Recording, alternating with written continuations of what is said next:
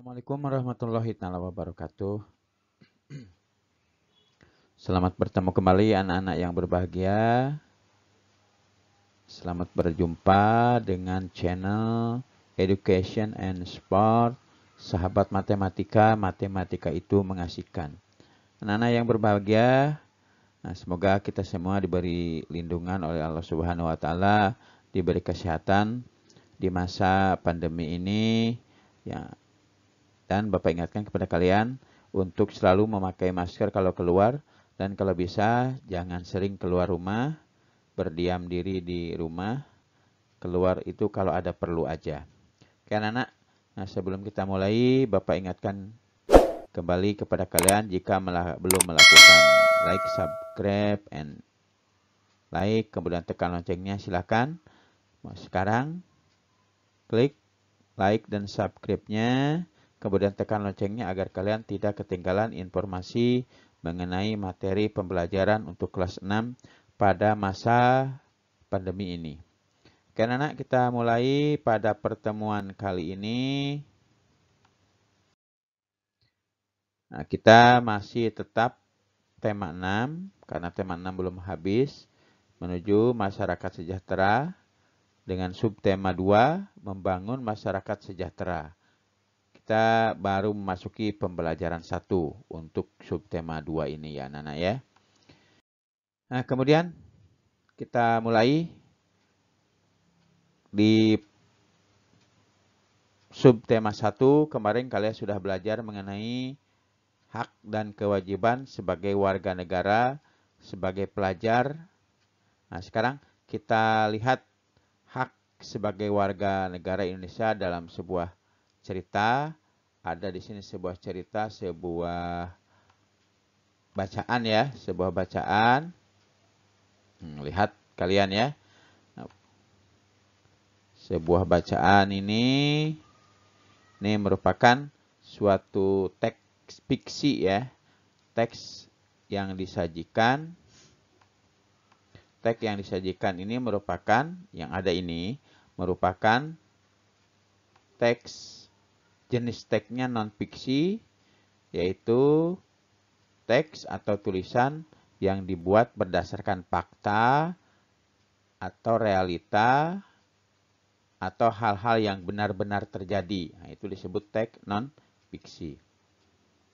Teks non-fiksi ini terdiri atas 5 paragraf. Nih, ada 5 paragraf ya. Nanti 1, 2, 3. Ada sambungannya nanti di halaman selanjutnya. Jadi, teks ini ada 5 paragraf. Dalam setiap paragraf, kalian sudah belajar di kelas sebelumnya, di kelas 5 atau di semester 1, terdapat gagasan utama. Jadi dalam setiap paragraf, dalam sebuah bacaan,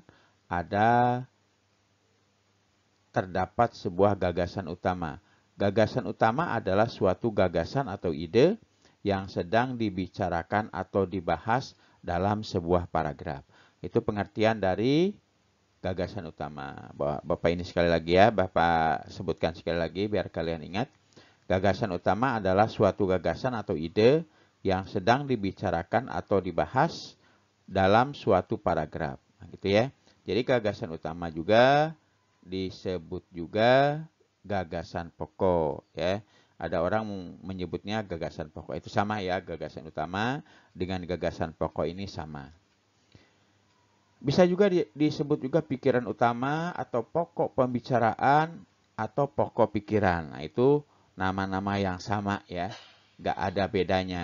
Baik itu gagasan utama, gagasan pokok, pikiran utama, pokok pembicaraan, atau pokok pikiran. Nah, sama pengertiannya ya. Nah, nanti bacaan ini silahkan kalian baca dengan cermat, dengan hati-hati ya bacanya, jangan cepat-cepat ya. Oke, ini ada sebuah bacaan itu cuma 5 paragraf ya. Ini 2 paragraf tadi, 3 paragraf. Jadi jumlahnya 5 paragraf ya anak-anak ya. Nah, sekarang untuk melihat kalian membaca dengan benar atau enggak, nah di sini ada sebuah tugas bagi kalian. otomatis ini bisa disebut tugas 1 ya. Tugas pertama pada subtema 2 ini, tugas 1 ya. Tugas pertama pada subtema 2 yaitu mengisi tabel ini sesuai dengan bacaan tadi. Di sini ada paragraf 1 sudah dituliskan, sudah dikasih contoh. Kalimat utamanya hak warga negara Indonesia banyak bentuknya. Itu gagasan utama. Ya, atau kalimat utama, maaf, kalimat utama. Gagasan pokoknya apa atau gagasan utamanya apa? Hak warga negara Indonesia. Nah, tugas kamu melanjutkan ya. Paragraf 2, paragraf 3, paragraf 4, paragraf 5. Ini kamu tulis dalam buku latihan, kemudian kamu share, kamu kirim ya, kamu share, kamu kirim ke guru kalian ya. Ini tugas 1 ya. Oke, kita lanjut. Setelah selesai menunjukkan tugas, ada lagi ya. Ini tugas kedua. Tugas kedua. Ini tugas 2. Tadi tugas 1 ya. Yang ini tugas kedua. Sebenarnya ini masih ada hubungannya ya dengan cerita tadi, tapi ini lebih ke kalian mendalami tentang undang-undang ya. Tentang undang-undang dasar 1945 ya. Kalian mendalami lagi karena pada tabel kali ini kalian akan diminta atau disuruh membaca, memprediksi, menganalisis ya, menganalisis pasal-pasal yang ada pada Undang-Undang 1945. Contohnya, dalam pasal-pasal tersebut ada yang